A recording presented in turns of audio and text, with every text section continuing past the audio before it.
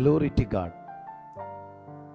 എന്നെ കണ്ടുകൊണ്ടിരിക്കുന്ന എല്ലാ പ്രിയപ്പെട്ടവർക്കും ക്രിസ്തുവിലുള്ള വന്ദനത്തെ ചൊല്ലുന്നു.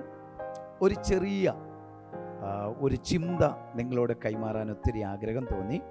2 ദിവസമായി പരിശുദ്ധാത്മാവ് എൻ്റെ ഹൃദയത്തിൽ നൽകിയ ഒരു ചിന്തയാണ്.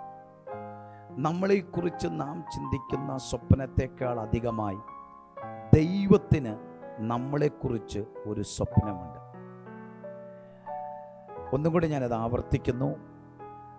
നിന്നെക്കുറിച്ച് നീ ചിന്തിക്കുന്ന സ്വപ്നത്തെക്കാൾ അധികമായി ദൈവത്തിന് നിന്നെക്കുറിച്ച് ഒരു സ്വപ്നമുണ്ട്. എപ്പോഴും നമ്മളെക്കുറിച്ചൊരു സ്വപ്നമുണ്ട്, അല്ലേ? ആ സ്വപ്നത്തിനെല്ലാം ഒരു പരിധിയുണ്ട്. എൻ്റെ സാഹചര്യത്തിൽ, നമ്മുടെ കുഞ്ഞുങ്ങളെ പഠിപ്പിക്കുന്ന കാര്യങ്ങളിൽ പോലും, നമ്മുടെ വിദ്യാഭ്യാസ മേഖലകളിൽ എല്ലാം നമ്മുടെ ഭവനവുമായി ബന്ധപ്പെട്ടുകൊണ്ടിട്ടുള്ള ഒരു സാഹചര്യത്തിനകത്താണ് നമ്മുടെ സ്വപ്നങ്ങളെ നമ്മൾ കൊണ്ടുപോകാൻ ആഗ്രഹിക്കുന്നത്. ചിലർ പറയുന്നതൊക്കെ കേട്ടിട്ടുണ്ട്, പാസ്റ്ററെ, ചെറിയൊരു വീടാണെങ്കിലും കൊച്ചൊരു വീടുണ്ടാക്കി അതിനകത്തൊക്കെ ഇങ്ങനെ കഴിഞ്ഞാൽ മതി. അതാണ് അവൻ്റെ ചെറിയ ഒരു സ്വപ്നമാണ്. പക്ഷേ ദൈവത്തിന് നമ്മളെക്കുറിച്ച് അങ്ങനല്ല.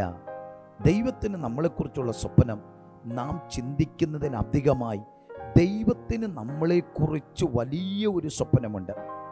ഉദാഹരണമായി ഒരു വ്യക്തി ഞാൻ എടുക്കാം, പത്രോസിനെ ഇങ്ങോട്ട് എടുക്കാം. പത്രോസിൻ്റെ അപ്പന് പത്രോസിനെ കുറിച്ചൊരു സ്വപ്നമുണ്ട്. എന്താണ്?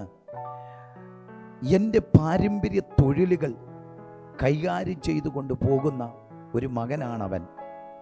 അവൻ എൻ്റെ പാരമ്പര്യമായിരിക്കുന്ന മത്സ്യബന്ധനങ്ങൾ നടത്തും. അടുത്തും അവൻ കുറച്ചും കൂടെ വികസനത്തിൽ ബിസിനസ്സുകൾ നടത്തും. ഇതൊക്കെ ആയിരിക്കാം ഒരുപക്ഷെ പത്രോസിൻ്റെ അപ്പൻ്റെ സ്വപ്നം. പത്രോസിൻ്റെ സ്വപ്നം എന്തായിരുന്നു? പത്രോസ് ഒരുപക്ഷെ തൻ്റെ ചിന്തയിൽ ഒരു ചിന്തയുണ്ട്, എൻ്റെ അപ്പൻ്റെ തൊഴിലുകൾ എനിക്ക് നന്നായി ചെയ്ത് അപ്പൻ്റെ നടത്തിക്കൊണ്ടിരിക്കുന്ന ആ മീൻ ബിസിനസ്സൊക്കെ നടത്തി അങ്ങോട്ട് പോകണം. അതായിരുന്നു അവൻ്റെ സ്വപ്നം. എന്നാൽ പത്രോസിനെ കുറിച്ച് ദൈവത്തിൻ്റെ സ്വപ്നം അങ്ങനെയല്ലായിരുന്നു. പത്രോസിനെ കുറിച്ച് ദൈവത്തിൻ്റെ സ്വപ്നം എന്ന് പറയുന്നത്, പത്രോസേ, നീ ഞാൻ തിരഞ്ഞെടുക്കാൻ പോകുന്ന 12 ശിഷ്യന്മാരിൽ ഒരാളാണ് നീ. പത്രോസേ, അടുത്ത ആത്മസാന്നിധ്യത്തിൻ്റെ മേഖലകളിൽ അത്ഭുതങ്ങളും അടയാളങ്ങളും വീര്യപ്രവർത്തികളും നടക്കുമ്പോൾ അതിനകത്ത് നിന്റെ പേരുണ്ട്. നീ കൈവച്ച രോഗികൾ സൗഖ്യമാകും. നീ ചെല്ലുന്നിടത്ത് അത്ഭുതങ്ങൾ നടക്കും. നിന്നിലൂടെ അനേകർ വിടുവിക്കപ്പെടും.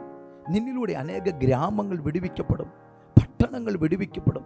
ഇതൊക്കെയായിരുന്നു പത്രോസിനെ കുറിച്ച് ദൈവത്തിൻ്റെ ഒരു സ്വപ്നം. പത്രോസേ, അവിടെയും തീരുകയല്ല. പത്രോസേ, മാളിക മുറിക്കകത്തേക്ക് പരിശുദ്ധാത്മാവിൻ്റെ ആകുന്ന കാര്യസ്ഥൻ ഇറങ്ങി വരുമ്പോൾ പെന്തക്കോസ്തിൻ്റെ നാളിൽ വെളിപ്പെടുന്ന ആ ആത്മീയ സാന്നിധ്യത്തിനകത്ത് പത്രോസേ, നീയായിരിക്കും അതിന് നേതൃത്വം കൊടുക്കുന്നേ. നിന്റെ ഒറ്റ പ്രസംഗത്തിലായിരിക്കും 3000 പേരെ പിടിച്ചെടുക്കാൻ പോകുന്നത്. പത്രോസേ, അതാണ് എനിക്ക് നിന്നെക്കുറിച്ചുള്ള സ്വപ്നം. പ്രിയപ്പെട്ടവരെ, സാഹചര്യം നോക്കിയാൽ പത്രോസ് ഈ മേഖലകളിലൊന്നും എത്തത്തില്ല. എന്നാൽ സാഹചര്യങ്ങളെ നോക്കിക്കൊണ്ടല്ല ദൈവത്തിന് നമ്മളെക്കുറിച്ചുള്ള പദ്ധതി. അതിനേക്കാൾ അപ്പുറമായി ദൈവത്തിന് നമ്മളെക്കുറിച്ചൊരു സ്വപ്നമുണ്ട്. എന്നെ കേൾക്കുന്ന ദൈവകുഞ്ഞെ, ഇതേപോലെ നിന്നെക്കുറിച്ചൊരു സ്വപ്നം ദൈവത്തിനുണ്ട്. നീ ഇപ്പോൾ നിൽക്കുന്നതല്ല ദൈവത്തിൻ്റെ സ്വപ്നം. ഇപ്പോൾ നീ നടക്കുന്നത്, ഈ പോകുന്നതല്ല നിന്റെ സ്വപ്നം. അതിനേക്കാൾ വലിയത്, ഇതുവരെ നീ കണ്ടിട്ടില്ലാത്തത്, ഇതുവരെ നീ ചെയ്തിട്ടില്ലാത്തത്, നിനക്ക് ചിന്തിക്കാൻ പോലും പറ്റുന്നതിനപ്പുറത്തായ ഒരു ദൈവത്തിൻ്റെ സ്വപ്നം നിന്നെക്കുറിച്ചുണ്ട്. ആ സ്വപ്നത്തിലേക്ക് കയറി വരുവാൻ നീ കാലെടുത്ത് വെക്ക റെഡിയാണോ?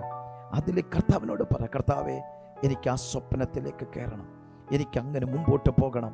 അങ്ങനെ ഒരു ആത്മീയ അഭിഷേകം പ്രാപിക്കാൻ ദൈവം നിങ്ങളെ ശക്തരാക്കട്ടെ എന്ന് പ്രാർത്ഥിക്കുന്നു. ദൈവം നമ്മളെ ഓരോരുത്തരെയും അനുഗ്രഹിക്കട്ടെ. ഷഫ, ഗോഡ് ബ്ലെസ് യു. ആമേൻ.